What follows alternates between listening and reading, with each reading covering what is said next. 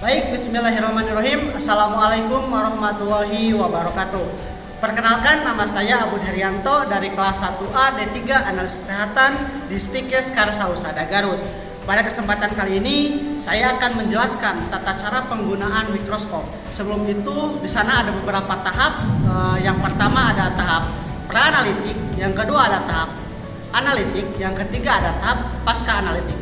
Yang pertama ada di tahap pra-analitik, kami menyiapkan alat dan bahan. Kemudian yang khusus yaitu menggunakan APD atau alat pelindung diri. Contohnya yang pertama ada handscoon, kemudian ada masker, kemudian ada jas laboratorium dan menggunakan sepatu ya, menggunakan sepatu.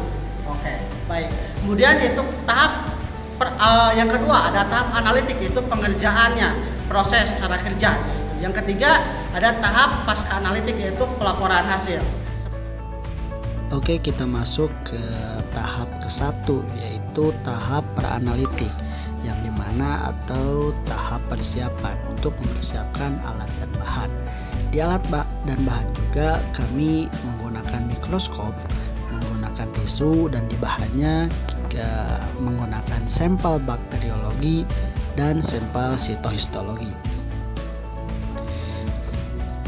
Pada penggunaan mikroskop juga memiliki prinsip kerja, yaitu lensa objektif akan membentuk bayangan benda yang bersifat nyata, terbalik, dan diperbesar. Bayangan benda oleh lensa objektif akan ditangkap sebagai benda oleh lensa okuler. Bayangan inilah yang tampak oleh mata.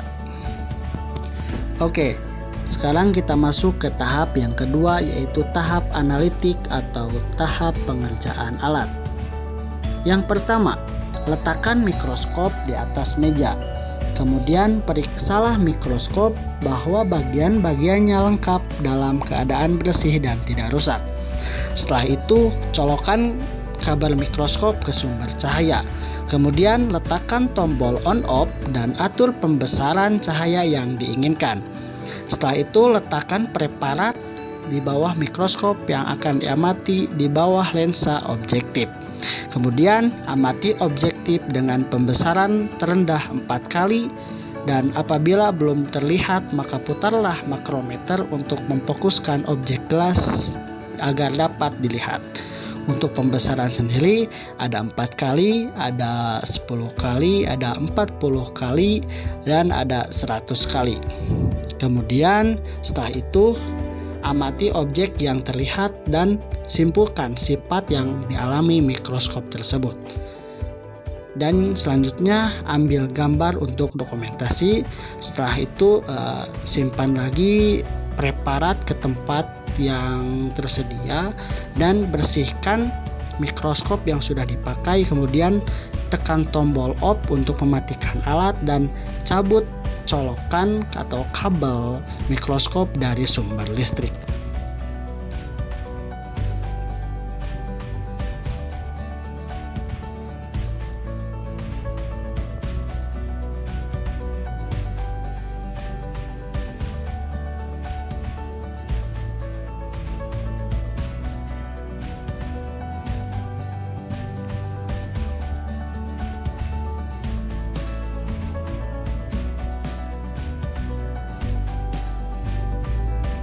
Oke, sekarang kita masuk ke bagian dan fungsi alat mikroskop. Yang pertama ada lensa okuler, yaitu untuk membentuk bayangan maya tegak diperbesar dari lensa objektif.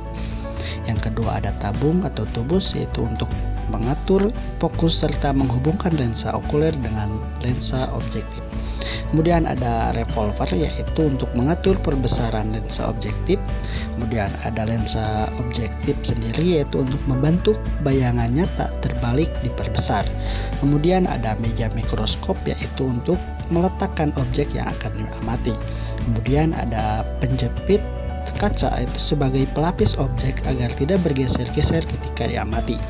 Kemudian ada vertikal horizontal, yaitu untuk menggeserkan preparat atau ketersediaan. Kemudian ada mikrometer, yaitu untuk menaik turunkan tabung mikroskop dengan lambat atau dengan halus. Kemudian ada makrometer, yaitu untuk menaik turunkan tabung mikroskop dengan cepat.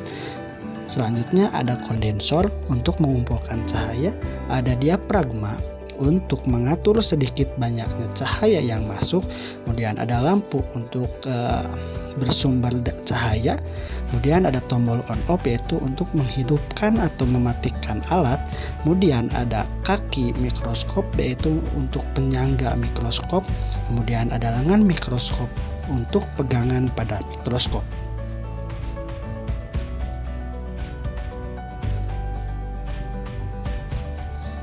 Dan yang terakhir yaitu tahap ketiga, yaitu tahap pasca analitik atau tahap pelaporan hasil.